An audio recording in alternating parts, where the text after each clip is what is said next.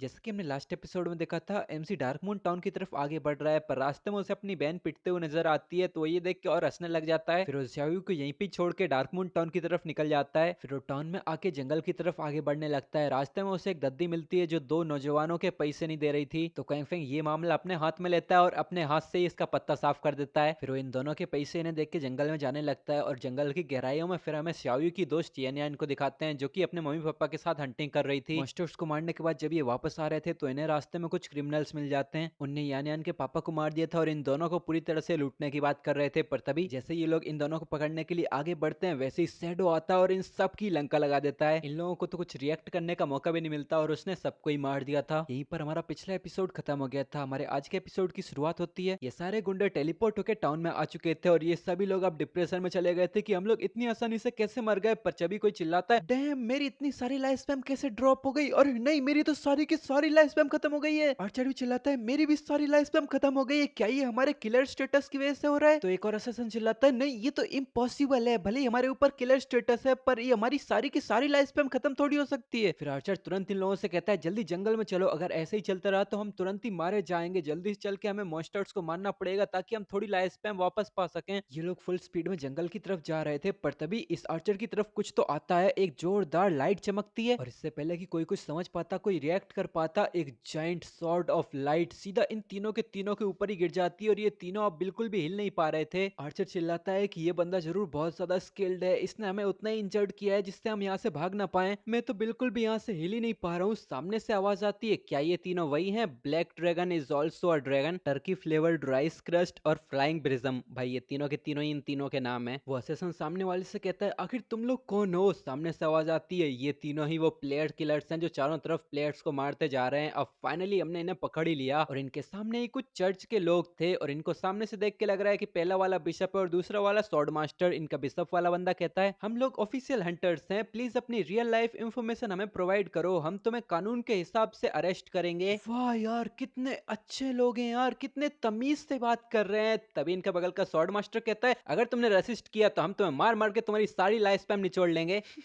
अब जबकि life spam निचोड़ने की बात हो ही रही थी, तभी हमारा सीन चेंज होकर इसी आर्चर की डेड बॉडी पे जाता है, जहां पर ब्लॉसमिंग फ्लावर कर्स इसकी पूरी की पूरी लाइफ स्पैम को निचोड़ रहा था। बगल में ही शैडो भी इसे देख रहा था। तभी पीछे से यनियन कहती है थैंक यू शैडो बॉस, अगर अभी आपने मदद नहीं की होती तो आज तो मैं और मेरी मम्मी बहुत ही बड़ी परेशानी में फंस जाते। इस लड़की के इतने अच्छे मैनर्स देख के क्वेंगफेंग भी मनी मन सोचता है मैंने तो कभी सोचा भी नहीं था कि चू यनियन इतनी अच्छी लड़की है। अभी जितना मैंने देखा उससे तो यही पता चल रहा है कि ये कितनी ज्यादा काइंड हार्टेड और कितनी बहादुर लड़की है। और ये क्वीन शाओयू से तो कम्प्लीटली डिफरेंट लड़की है। मुझे तो ये समझ में नहीं आ रहा कि ये दोनों बेस्ट फ्रेंड्स कैसे बन गए, पर किस्मत से ये तो अच्छी बात है कि अब इन दोनों के रास्ते अलग हो चुके हैं। तभी क्वेंगफेंग स्टेल्थ मोड में वापस चला जाता है और येनियन के सामने एक लाइट स्पैम से भरी हुई ऑर्ब को फेंक देता है, जो देख के येनियन बहुत हैरान हो जाती है। पर जब येनियन उस ऑर्ब को उठा के उसके अंदर लाइट स्पैम चेक करती है तो उसे पता चलता है कि ये तो उतना ही लाइट स्पैम है जितनी मेरे फादर के पास थी। तो वो समझ जाती है कि उसके फादर की ही ऑर्ब है, मतलब शैडो ने उसके फादर की लाइफ स्पैम को एब्जॉर्व करने की बजाय उसे वापस ही दे दिया था। इधर उसकी मम्मी अभी इनोसेंट बच्चों की तरह शैडो को ढूंढ रही थी। फिर वो अपनी बेटी से ही पूछती है बेटा वो बंदा कहाँ चला गया? पर उसकी बेटी तो अपने ही ख्यालों में खोई हुई थी। उसकी मम्मी उसके पास आके कहती है माय डियर वो बंदा ऐसे अचानक से डिसअपेयर क्यों हो गया? पर उसकी बेटी मनी मन सोच रही थी कि मुझे तो ये भरोसा ही नहीं हो रहा, वर्ल्ड का नंबर 1 बॉस शैडो इतना अच्छा बंदा है।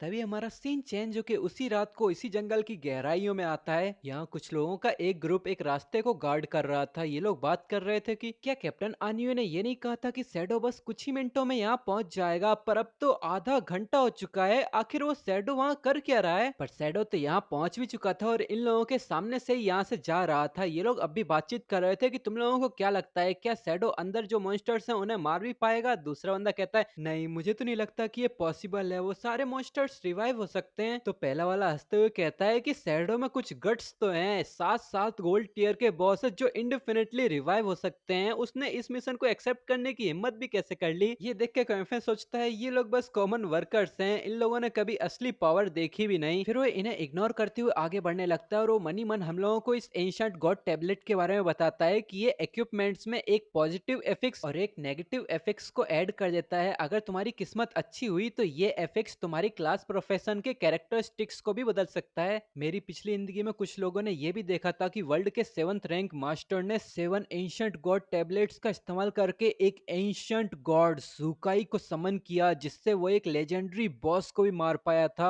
एक एंशिएंट गॉड्स लैब के द्वारा बनाए गए मॉन्स्टर बॉसेस के एक ग्रुप के अंदर कुछ स्पेशल मैकेनिज्म होते हैं और हर बॉसेस की एबिलिटीज भी बहुत ज्यादा अलग और बहुत ही यूनिक हो सकती हैं। कभी कभी तो बॉसेस इनविजिबल भी होते हैं और उनका इनविजिबिलिटी का लेवल भी बहुत हाई होता है। फिर जब भी कोई प्लेयर उनके आसपास से भी गुजरता है वो बेवजह ही मारा जाता है और उनको समझ में भी नहीं आता कि वो प्लेयर मरा कैसे। और कभी कभी तो वो असली बॉस एक समनर विजर्ड होता है जो कहीं पर भी छुपा रहता है और जब भी कोई प्लेयर किसी बॉस को मारता है तो विजर्ड आराम से इंडिफिनिटली उस बॉस को रिवाइव करता रहता है। थोड़ी देर में क्वेंग चलते चलते उन सातों के सातों गोल्ड टीयर के बॉसेस के सामने आ चुका है। अब वो स्टेल्थ मोड में ही था तो थोड़ा सोचने लगता है। अभी के हिसाब से सबके पास ये इंफॉर्मेशन है कि ये बॉसेस मरने के बाद रिवाइव हो सकते हैं और हर बॉस के पास फिर berserk एट्रीब्यूट्स आ जाते हैं। और ऑफिशियल इंफॉर्मेशन में ये लिखा है कि इन सातों में से एक बॉस को अकेले मारने पर रिजरेक्शन और berserk ट्रिगर होता है। तो अगर मैं सातों के सातों को एक साथ मारूं तो क्या ये फिर भी रिजरेक्ट होंगे?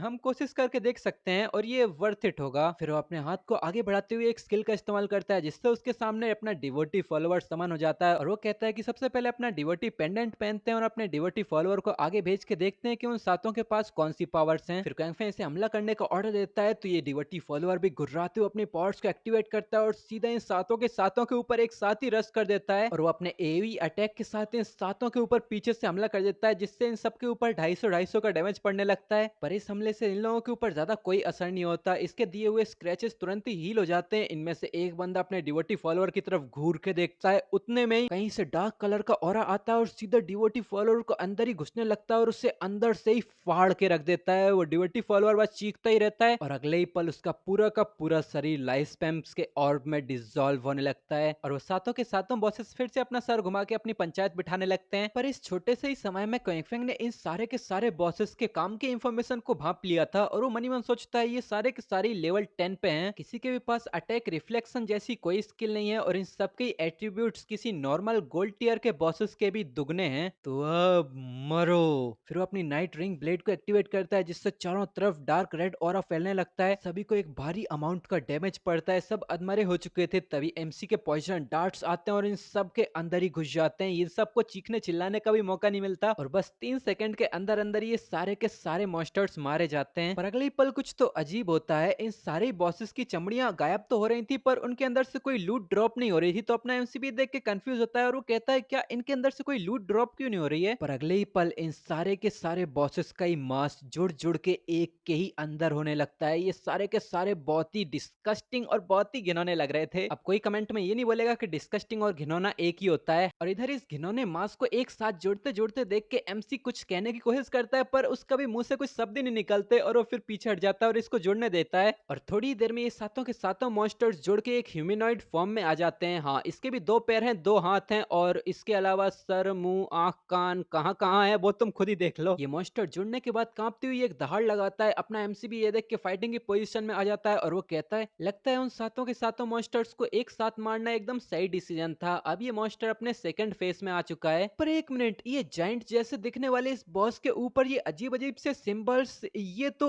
एंशिएंट गॉड्स के वर्ड्स है ना? फिर वो मॉन्स्टर क्वेंगफेंग के ऊपर अपने क्लॉज से अटैक करता है तो क्वेंगफेंग भी बाल बाल इसे डॉज करता है और वो इसके शरीर पे बने इन शब्दों को पढ़ रहा था और वो कहता है ये तो एंशिएंट गॉड की स्क्रिप्ट है। इन शब्दों का मतलब डिसास्टर, नथिंगनेस, एंशिएंट, टाओ, वू, गॉडजी। अगर मैं इनको ठीक से अरेंज करूं और इनको अपनी शब्दों में ट्रांसलेट करूं तो इसका मतलब होगा क्लाइमेटी एंशिएंट गॉड जी। मैंने इस गॉड का नाम कभी नहीं सुना तो मैंने दूसरी लैंग्वेज में जब इसे ट्रांसलेट किया तो इस ट्रांसलेशन में बता रहे हैं कि यह है गॉड ऑफ नेचुरल डिसास्टर जिसे ऊटोस भी कहा जाता है, पर अभी के लिए हम इसे गॉड जी ही बुलाएंगे। फिर कैंगफेंग इससे एक कदम पीछे हटता है और वो कहता है कि अब आगे शायद मुझे इस मॉन्स्टर की बॉडी पे हमले करने हैं उसके शरीर पे बने इन शब्दों के पैटर्न के हिसाब से। मैंने अपनी पिछली जिंदगी में बहुत ज्यादा मैन पावर और फाइनेंशियल रिसोर्सेस को खर्च किया था बस इस एंशिएंट और डिवाइन टेक्स्ट को समझने के लिए ताकि मैं इस एंशिएंट रूइंस पे जीत हासिल कर सकूं। ये सब कुछ वर्थ इट था। फिर वो सीधा इसी की तरफ आगे बढ़ने लगता है और अपना पहला डैगर सीधा इसके पैर के ऊपर मारता है और वो कहता है फर्स्ट, और अपना सेकंड डैगर मारता है सीधा इसके हाथ के ऊपर और तीसरा मारता है सीधा इसकी छाती के ऊपर। सारे शब्दों पे डैगर मारने के बाद इस बॉस के शरीर में पॉइजन फैल जाता है। ये बॉस जोर जोर से जहरीला खून की उल्टी करने लगता है। ये इतनी जोर जोर से दहाड़ रहा था कि पूरे जंगल में चारों तरफ इसकी आवाज गूंज रही थी। पर मुझे एक चीज समझ में नहीं आई, ये बॉस पानी पे कैसे चल रहा है और अपने एमसी भी पानी पे कैसे चल रहा है? जो भी हो, पर अब ये बॉस फिर से पिघल के अपनी घिनौनी फॉर्म में आ गया था। पर सरप्राइजिंगली ये अब भी मरा मरा नहीं था और वो अब भी गुर्रा रहा था, जो देख के एमसी कंफ्यूज हो जाता है। पर तभी इसके गुर्राते के साथ ही पानी के ऊपर बहुत सारे रिपल्स बनने लगते हैं और इसी पानी के अंदर से बहुत सारे कॉफिन्स बाहर आने लगते हैं। इवन वो घिनौना मॉन्स्टर भी बिना अपनी शेप चेंज किए अपनी लिक्विड वाली फॉर्म में ही हवा में उड़ने लगता है। ये देख के क्विंगफिंग भी हैरान था, पर डरने की बजाय उसमें उल्टा जोश भर जाता है। पर अब ये घिनौना सा मॉन्स्टर अपनी आंखें टेढ़ी मेढ़ी करके इधर उधर देखता है, फिर एकदम से उसके शरीर से बहुत सारी मीट बॉल्स निकल के अलग अलग फेसेस का रूप लेने लगती हैं और वो आसपास फैलने लगते हैं। पर ये देख के एमसी अपनी स्ट्रेटेजी को तुरंत ही तैयार कर लेता है। वो देखता है कि हर कॉफिन के अंदर एक स्लेट है जिनके अंदर एक अलग ही शब्द बना हुआ है। हर कॉफिन में एक अलग शब्द है और इन मीट बॉल्स के ऊपर भी एक शब्द बना हुआ है। उस सामने वाले कॉफिन में जो शब्द है बगल वाले मॉन्स्टर में भी वही शब्द है। तो ऐसा लगता है कि मुझे इन मॉन्स्टर्स को अपने अपने शब्द वाले कॉफिन के पास लाना है और वहीं ले जाके इनको मारना है। मैंने इन डिवाइन स्लेट्स को काफी अच्छी तरीके से समझ रखा है। ऐसा लगता है कि अब ये आखिरी स्टेज है। सारे के सारे मीट बॉल्स वाले मॉन्स्टर सीधा अब एमसी की तरफ ही रश कर देते हैं और अपना एमसी वो भी अब पूरी तरीके से तैयार हो जाता है। वो भी अपनी सारी पार्ट्स को रिलीज करते हुए चिल्लाता है,